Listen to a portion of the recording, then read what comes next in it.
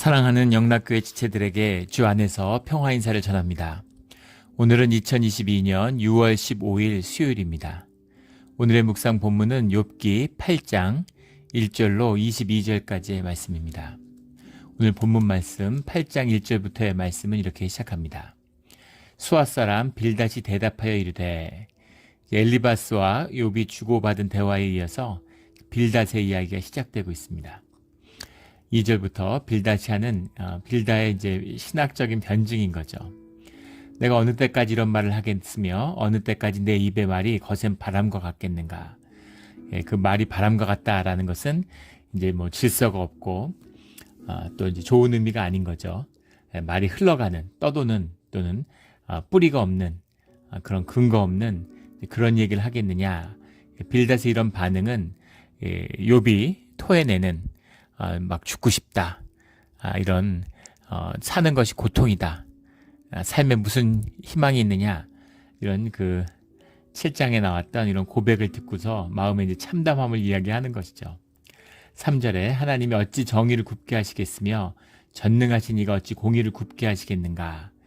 근데 빌닷에 오늘 나오는 8장의 본문의 말씀은 다 맞는 말씀이에요.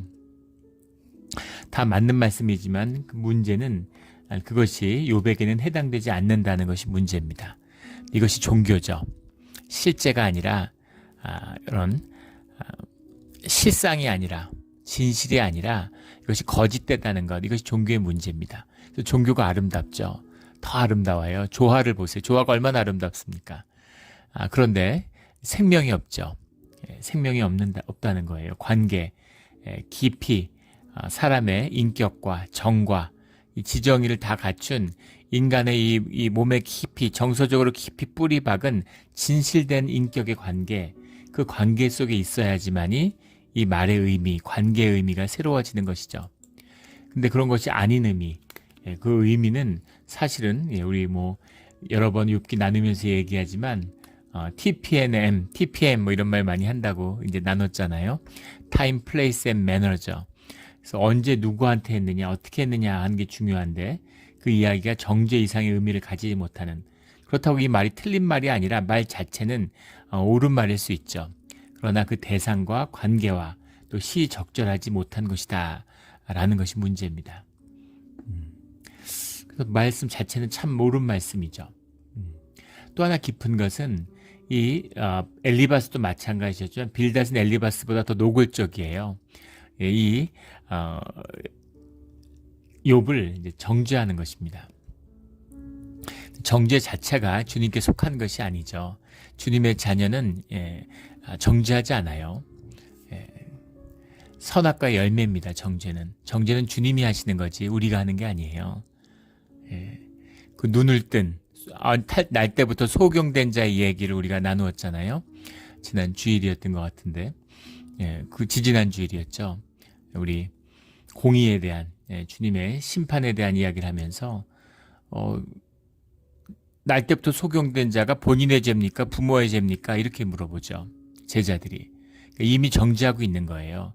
주님이 공의로우신데 어떻게 주님이 죄를 물었으니까 그 죄값을 치르는 거지. 인간의 기본적인 종교적인 심성입니다.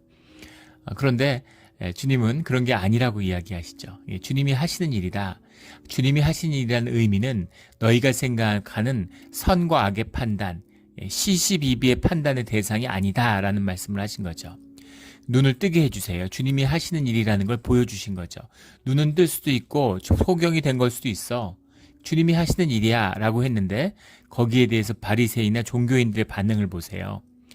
안식일 날 사람의 눈을 뜨게 했다고 예수님을 죄인이라고 몰고 그 다음에 그것이 죄라고 모는 것입니다.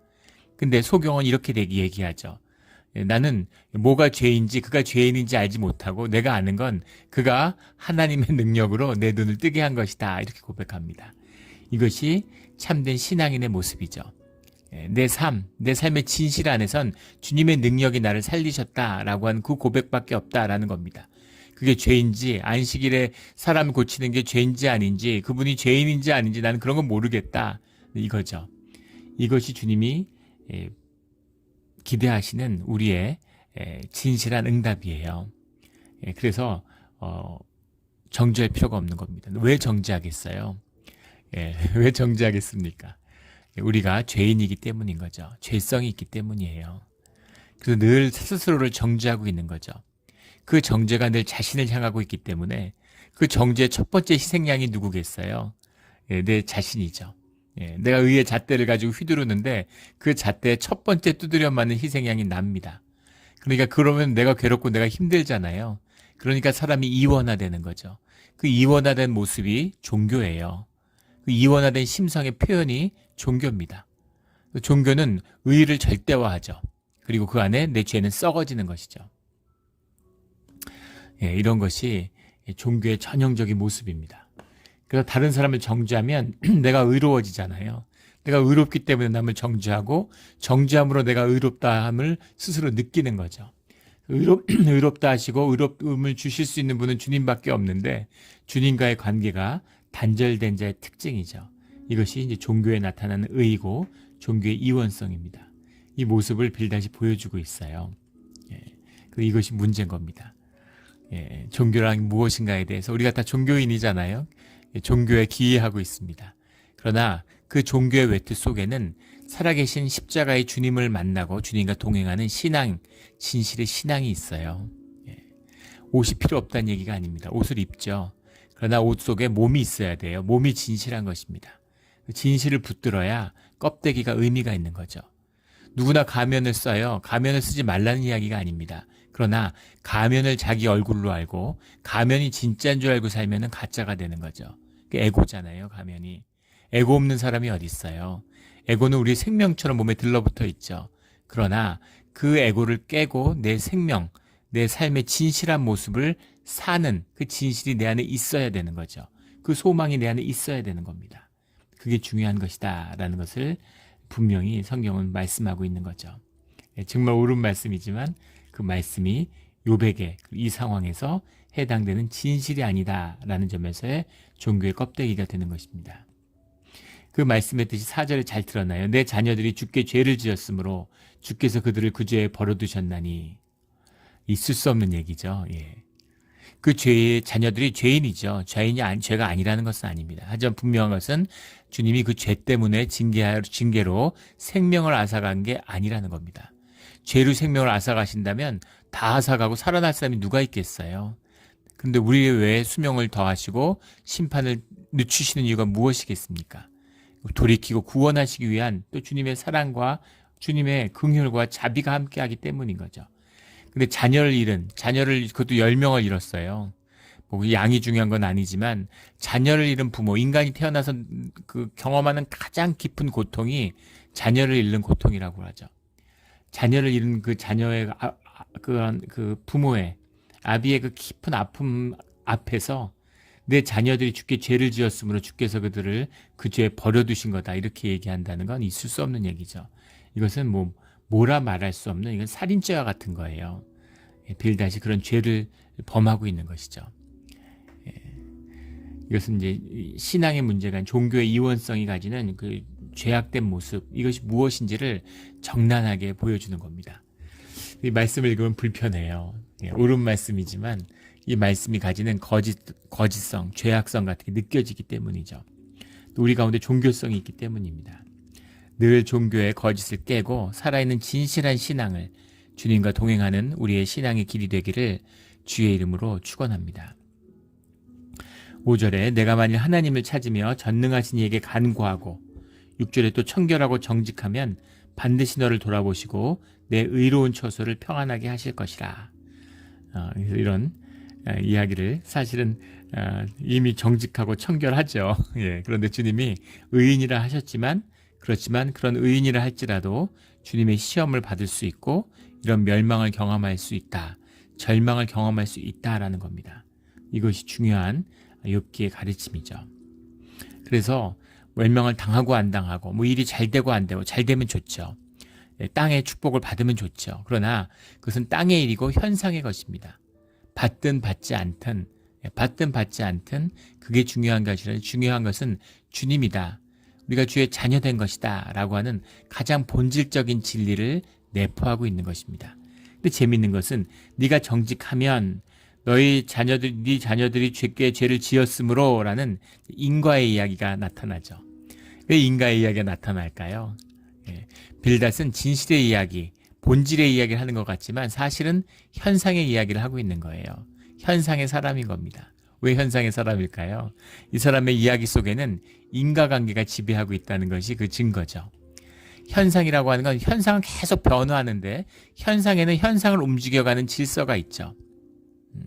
움직여가는 법칙성이 있습니다. 그래서 법칙성에서 그 인과관계를 찾는 것, 이게 현상의 본질이에요.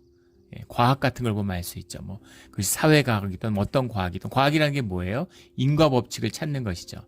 뭔가 원인이 있으니까 결과가 있잖아. 원인 없는 결과가 어디 있어? 사람들이 두려운 거죠. 원인 없는 결과가 있다면, 결과라 미래를 예측할 수 없다면, 그런 우연에 내던져지고 내몰려진 우리가 존재라면 그 불안과 염려가 얼마나 증폭되겠습니까? 그러니까 그 인과관계를 살피고 인과관계를 컨트롤해서, 그래서 내 삶의 목적이나 진행을 조절하고 싶은 것, 이게 현상의 인간의 본질적인 욕망입니다. 현실의 사람은 항상 인과적으로 세상을 바라보려고 하고 법치성을 찾으려고 할 수밖에 없는 것이죠. 그런 현실의 눈으로, 현상의 눈으로 본질계를 보려고 하니까, 그러니까 본질에서 인과관계를 찾는 거예요. 이유가 있겠지. 주님이 거기에 묶여있는 분인 것처럼 죄가 있으니까 벌을 받았겠지. 죄인이니까 날 때부터 맹인이 됐겠지. 뭔가 네 잘못이지. 너에게 문제가 있지. 본질의 세계, 주님의 세계에서의 주님이 말씀하시는 건 그런 인과가 통하지 않는 세상이 있다. 인과의 법칙이 통하지 않는, 그것으로부터 자유롭고 그것을 초월하는 주님의 세계가 있다라는 분명한 계시입니다. 이걸 만나는 게 중요해요. 이게 중요한 것입니다. 그 중요함에 반나는 그 세계에서의 의미는 현상에 껴서 잘 되고 못 되고 이런 것이 중요한 게 아니야. 그게 본질이 아니야. 이 말씀이죠. 예. 자식이 없었다고 저주받은 것도 아니고 자식이 많다고 축복받은 것도 아니야. 그것이 축복이 될 수 있지만 꼭 축복은 아니다. 축복이 안 될 수도 있다라는 거죠. 돈이 많으면 주님에게 복 받았다고 좋아해. 그럴 수도 있죠. 그러나 그렇지 않고 그것이 저주가 될 수도 있다는 겁니다. 가난하면 내가 뭘 잘못해서 이렇게 됐지, 내가 왜 실패했지, 이렇게 생각하지만 그게 축복일 수도 있다. 가난이 저주일 수도 있지만 가난이 축복이 될 수도 있어. 왜냐하면 모든 현상은 본질계가 실제화되는 과정의 다름 아니기 때문인 거죠. 그 실체에 덮여있는 껍데기이기 때문인 겁니다. 그래서 중요한 것은 주님의 세계, 주님의 역사와 영의 세계, 본질적인 세계를 붙잡는 것이에요. 그것이 중요하다는 겁니다.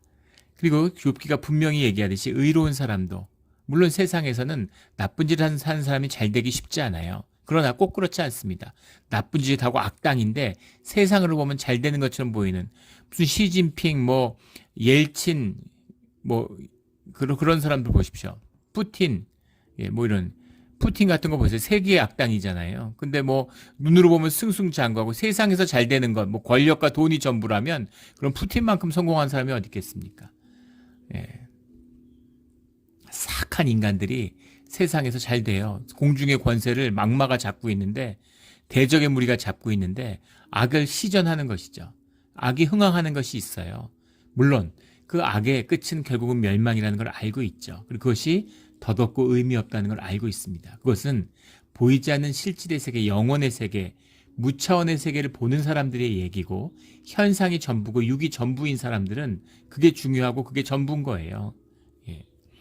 그래서 그런 세계에서 사는 사람들, 그런 인과의 관계에서 따질 수 없는 것이 있다라는 것을 보아야 된다라는 거죠.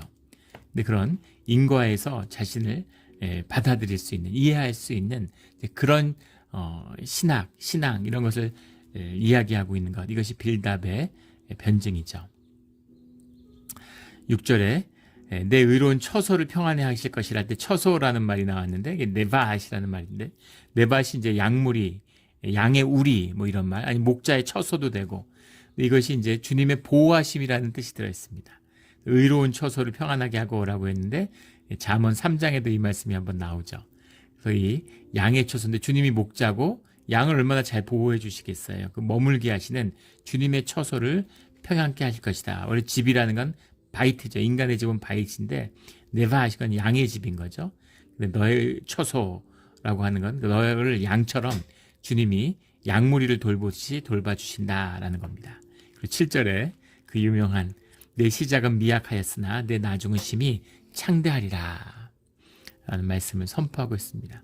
근데 이 말씀은 이 내 시작이라고 하는 것, 이 시작이 원래 세상의 부귀영화를 누렸는데 그 시작을 의미하는 건 아니라 현실을 얘기하는 거겠죠. 네가 이렇게 힘들고 다 망하고 절망한 것 같지만 네가 다시 주님과의 관계를 회복하면 모든 것이 다 잘 될 거야. 이런 위로의 이야기를 하고 있는 거죠. 또 이것은 사실 10년 가운데 임하는 내 빌닷의 내부의 마음에서 나오는 그런 것일 수 있습니다.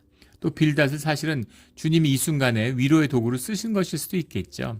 그러나 본질적으로 빌닷이라고 하는 다 마찬가지. 사실 욥도 마찬가지입니다. 엘르바스도 빌닷도 소발도 전부 다 주님 안에서 주님을 아는 사람들이잖아요. 그리고 주님을 깊이 경험한 사람들이 있지만 동시에 다 온전치 못함이 있는 거죠. 경험에 묶이고 이성에 묶이고 판단에 묶이고 이런 것들이지만 그 안에 그럼 다 거짓이냐? 싹 다 거짓이냐? 그럼 그렇지 않죠. 그 안에 아름다운 것과 좋은 것이 다 있는 거예요. 그래서 아픈 것이죠. 그래서 그 깊은 아픔과 연합하는 것이 진실을 만나는 비밀입니다.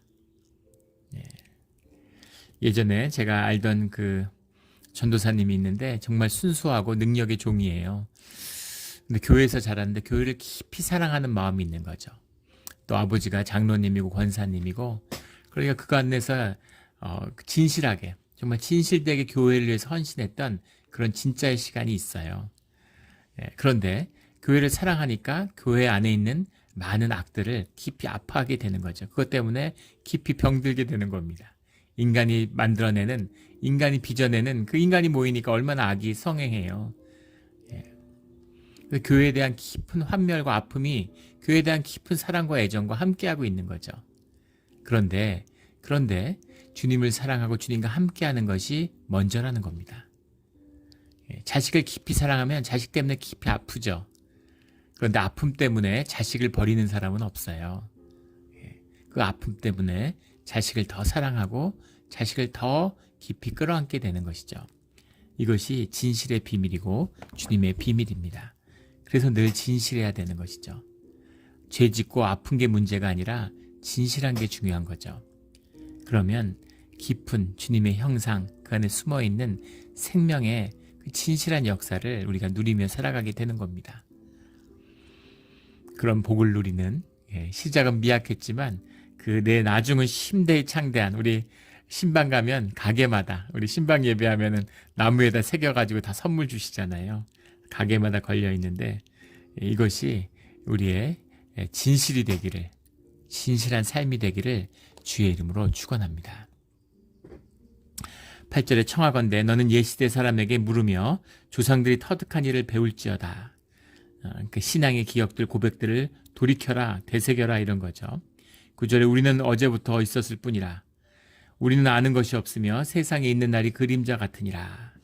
어제부터 있었다라는 것은 우리의 삶, 우리의 출현이라는 것이 참으로 짧고 한없이 작은 것이다. 이런 것이죠.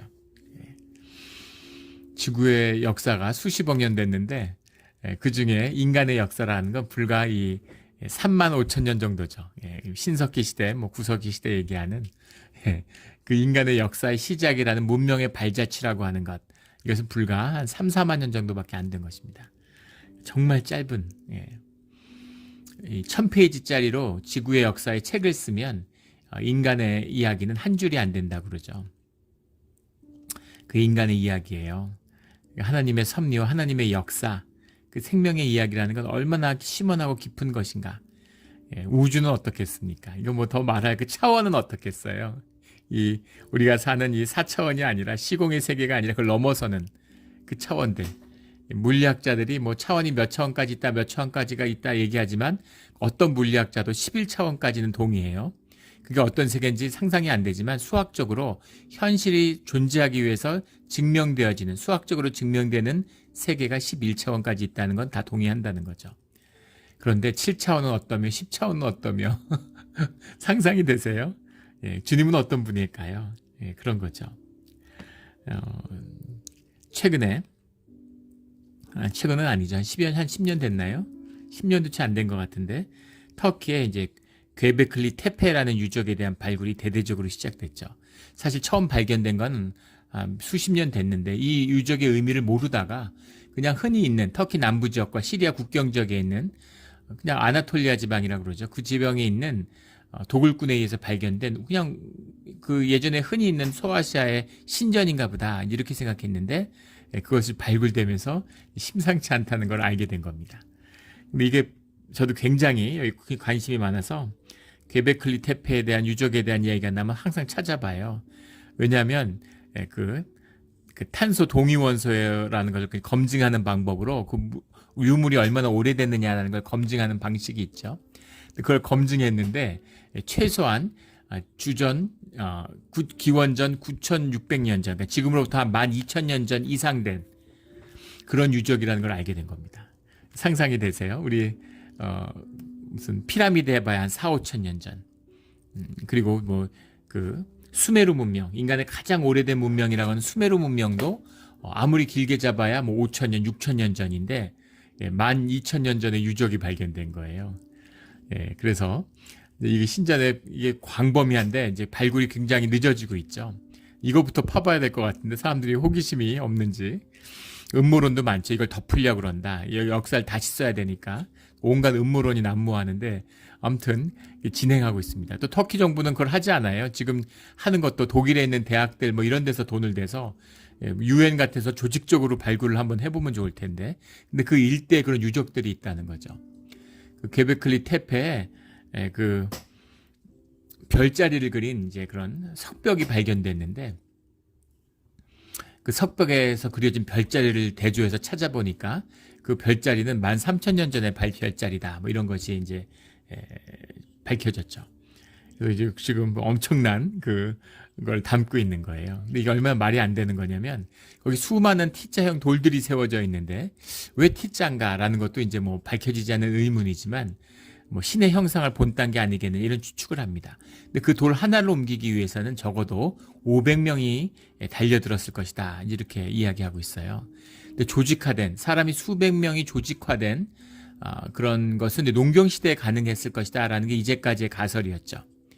농경이 있기 때문에 집단 농경을 위해서 사람이 조직화되고 조직화된 사람들이 무리가 돼 있기 때문에 그런 사람들이 도시 문명을 건설했을 것이다라는 가정이 뿌리부터 흔들리는 거죠.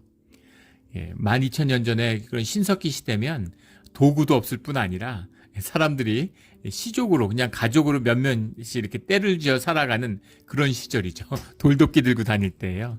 근데 괴베클리 테페를 도대체 누가 지었을까? 굉장한 의문이 드는 그런 이제 역사 유적입니다. 네. 근데 그걸 보더라도 유적 하나만 발견돼도 역사 기술이 뿌리부터 흔들리는구나 이런 걸 보게 돼요. 이게 우리가 알고 있는 지식이고 세상에 대해 알고 있는 모습입니다. 공룡에 대한 지난 반세기 동안 공룡의 모습이 어떻게 변화되어 왔는가. 유골을 발견했는데 처음에는 어떤 건지 몰랐죠. 그래서 뭐 도마뱀 같이 그리다가 계속 이제 변해 오는 거죠. 지금은 컬러가 있고 공룡들도 털이 있었다. 옛날엔 다 냉온동물이어서 느릴 거라고 얘기했는데 변온동물일 뿐 아니라 속도도 굉장히 빨랐을 것이다. 이렇게 계속 변하고 있죠. 말하려는 것은 인간의 지식이 지금 뭐 굉장한 과학적 성취를 거둔 것 같지만 아직도 너무나 유한하고 미약한 존재라는 겁니다. 하물며 요배 시대는 말할 것도 없죠. 우리가 뭘 알겠느냐 이런 겁니다. 그래서 우리가 우리 조상들로부터 남아있는 것으로부터 지혜를 얻어야 되지 않겠느냐. 그것은 이제 우리 신앙의 믿음 선진들의 그 신앙의 고백들을 기억해야 되지 않겠느냐 이런 얘기겠죠. 10절에 그들이 내게 가르쳐 이르지 아니하겠느냐. 그 마음에서 나오는 말을 하지 않겠느냐. 17절에 왕골이 진포를 아닌 데서 크게 자라겠으며 갈대가 물 없는 데서 크게 자라겠느냐. 선조의 그런 믿음의 지혜가 구해야 되지 않겠느냐라고 얘기하고 나는 그걸 알고 있다 이거죠. 그 믿음의 지혜는 뭐라고 얘기하느냐라는 얘기인데 11절부터 결국은 권선징악과 같은 너가 악해서 벌 받은 거야. 결국 그 얘기를 하는 것입니다. 11절에 왕골이 진포를 아닌 데서 크게 자라겠으며 갈대가 물 없는 데서 크게 자라겠느냐. 왕골과 갈대라는 건 아주 전형적인 현상의 식물이죠. 예. 어디나 깊이 뿌리를 내려서 자라는 것이 아니라 물을 빨아들여서 진흙 같은 데서 자라는 거잖아요. 왕골 갈대가 다 이제 파피루스의 일종인데 다 다 갈대죠. 우리가 얘기하는. 왕골이라는 게 고매라는 말인데 가마라는 말에서 왔다 그래요. 근데 그게 이제 뭘 흡수하다, 빨아들이다. 뿌리가 없이 그 갈대가 그냥 이렇게 뻘 같은 데서 자라는 거잖아요. 바닷가 같은 데, 또 호숫가 이런 데서. 진펄이 하는 데서 물 없는 데서 자라겠느냐. 갈대라는 것도 아쿠라는 건데, 아쿠나 뭐 고메나 전부 다 파피루스의 일종이라고 합니다. 그것이 이제 물을 먹고 물을 빨아들이니까 그렇게 큰 거 아니냐. 깊이 뿌리가 없는데도 물을 빨아들이니까 자라지 않느냐. 진펄이 있고 뻘이 있고 물이 있으니까 자란 거 아니냐. 결국 그렇게 자라난 것, 그 결과는 원인이 있기 때문이 아니냐. 인과관계가 있지 않느냐. 그 얘기죠. 죄를 지었으니까 벌 받은 거 아니냐. 이제 그런 얘기인 거죠. 12절에 이런 것은 새순이도다. 아직 뜯을 때가 되기 전에 다른 풀보다 일찍이 마르느니라. 결국은 그것은 깊이 뿌리 내린 것이 아니니까 세상의 현상의 변화에 따라서 성한 것 같기도 하지만 말라버리지 않느냐. 이런 것이죠.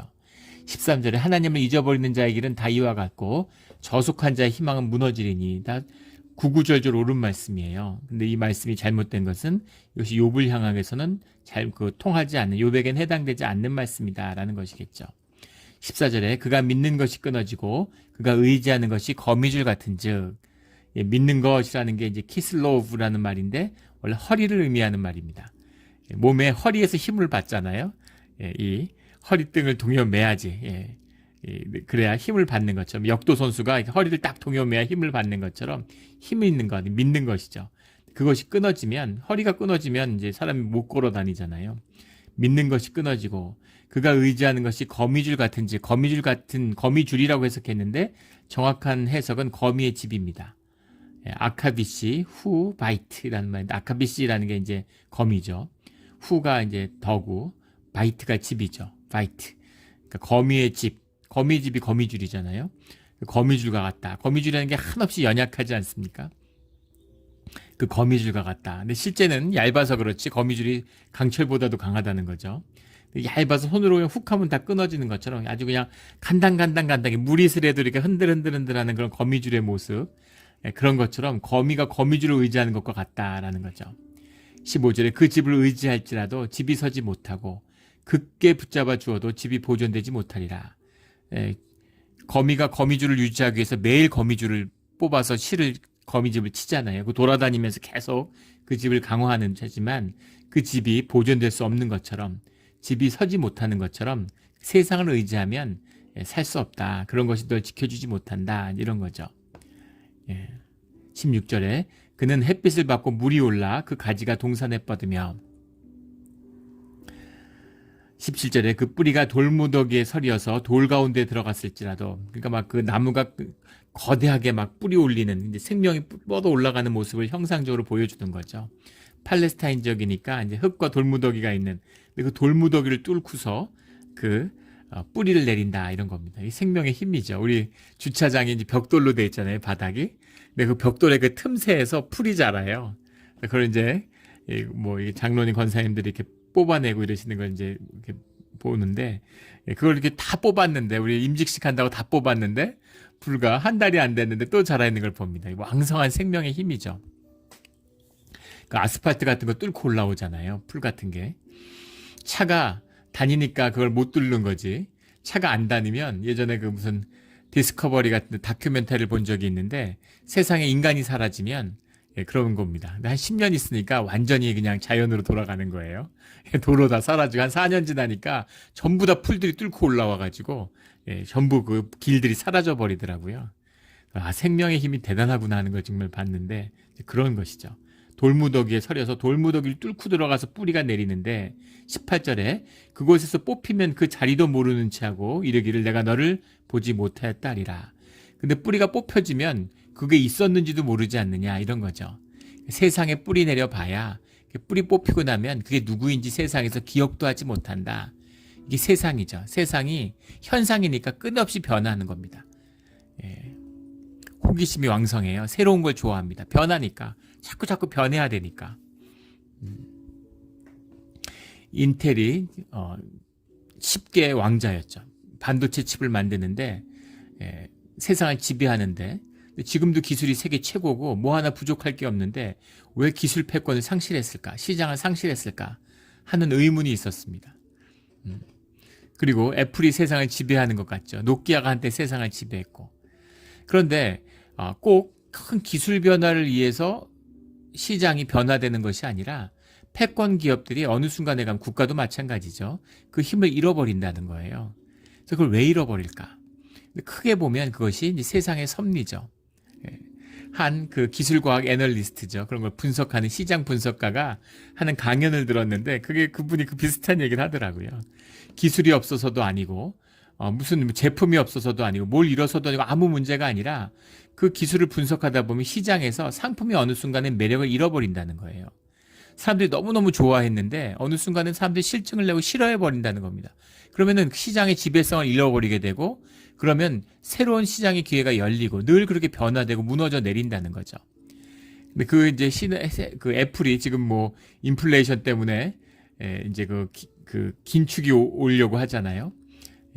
그 연방제도 FRB에서 금리를 올린다고 그러니까 지금 뭐 이번 주 중에 뭐 주가가 떨어지고 막 난리가 났죠. 사실 뭐 얼마 떨어지지도 않았어요. 그동안의 그 버블에 비하면. 근데 뭐 세상이 무슨 크게 큰일 난 것처럼 난립니다. 그래서 애플의 주식이 떨어질 거냐 떨어지지 않을 거냐를 논의하는데 뭐 기술 분석 같은 걸 다 했는데 사실은 기술의 문제도 아니고 상품의 문제도 아니고 사람들이 결국은 어느 순간에 그 회사와 상품을 버린다는 거예요. 그래서 인텔도 그런 식으로 버림받았고 휴레패커드도 버림받았고 IBM도 버림을 받았다는 거죠. 그럼 애플은 버림을 안 받을까? 꼭 버림을 받는다는 겁니다. 그런 거예요. 그게 세상의 변화하는 현상의 모습이죠. 뿌리를 내리고 뻗어가고 영원할 것 같지만 그렇지 않고 뿌리가 뽑히면 그게 있었는지도 모르는 그런 세상이 온다는 것이죠. 그게 세상의 본질이다라는 겁니다. 참 맞는 통찰이죠. 19절에 그 길의 기쁨은 이와 같고 그 후에 다른 것에서 흙에서 나리라. 또 다른 곳에서 새로운 이야기가 시작되고 거기서 그 일은 끝을 맺는 거죠. 그런 것에 지나지 않는 것이다. 세상의 흥황함은 이런 것이다 라는 이야기를 하는 거죠. 20절에 하나님은 순전한 사람을 버리지 아니하시고 악한 자를 붙들어주지 아니하시므로 하나님은 하나님의 사람, 순전한 사람이라는 것은 하나님에게 끝까지 순종하는 사람이죠. 그러니까 너가 하나님에 대해서 의심하거나 하나님에 대해서 불평하면 안 돼. 하나님을 끝까지 붙잡으면 하나님이 지켜주실 거야. 이런 이야기죠. 그리고 악한 자를 붙들어주지 아니하시므로 네가 악의 길로 가면 진짜 끝나는 거야. 이런 이야기입니다. 빌닷의 말에는 분명히 정죄함이 있어요. 그런데 그 정죄함이 만약에 정말로 악인이라고 생각한다면 욥이 정말 악인이고 하나님에서부터 떠난 사람이라고 생각한다면 찾아오지도 않고 함께 머무르며 일주일씩 침묵하지도 않았겠죠. 그런데 아직 하나님 안에서 의인이었고 소망이 있다는 것을 믿고 있는 것이죠. 그러나 그가 하나님 안에서 자신의 진실을 토로하니까 그 진실과 아픔을 품을 수는 없는 겁니다. 삶을 연합하지는 못하는 거예요. 그러니까 그것을 정죄하게 되는 거죠. 자기의 종교의 의로. 근데 우리가 기억해야 할 것은 주님이 그런 말씀을 하셨잖아요. 아무리 작은 연약한 자 하나를 넘어지게 하는 자는 반드시 그 벌을 받는다는 말씀을 하셨죠. 연자못돌을 목에 걸고 그 강물에 뛰어드는 것이 더 나을 거다 이렇게 말씀하셨어요. 그래서 우리가 그냥 아파하면 되는 겁니다. 절대 그것을 주님의 이름으로 정죄하면 안 됩니다. 굉장히 중요한 거예요. 그건 주님을 모욕하고 주님의 섭리를 욕되게 하는 거죠. 어떤 죄를 지어도 주님이 용서해 주시잖아요. 근데 주님을 패하면 누가 용서해 주겠어요? 주님을 꼭 붙들어야 된다는 얘기를 빌닷이 하는데 사실은 그 주님을 패하는 일을 빌닷이 하고 있는 것이죠. 이게 종교의 역설입니다. 이원화됐기 때문이죠. 늘 진실해야 되는 거예요. 진실만이 주님과 함께 할 수 있는 진실하고 자원하는 심령, 그것만이 주님과 함께하는 주님의 긍휼과 자비를 받는 유일한 것이라는 것을 아프게 뼈 아프게 느끼는 말씀이 이 욥기의 말씀입니다. 21절에 웃음을 내 입에 즐거운 소리를 내 입술에 채우시리니 너를 미워하는 자는 부끄러움을 당할 것이라 악인의 장막은 없어지리라. 정말 빌닷의 이야기처럼 욥의 회복을 주님이 이루어 주시죠. 그리고 그 부끄러움을 사실은 빌닷이 입게 되는 거죠. 이 정죄함에 종교의 경험을 떠나는 순전한 하나님의, 초월적인 하나님, 무한 차원의 하나님의 역사가 함께하고 있다라는 것을 우리가 다시 한번 기억해야 되는 것이죠. 하나님이 주신 이 종교의 외투지만 깨끗하게 하고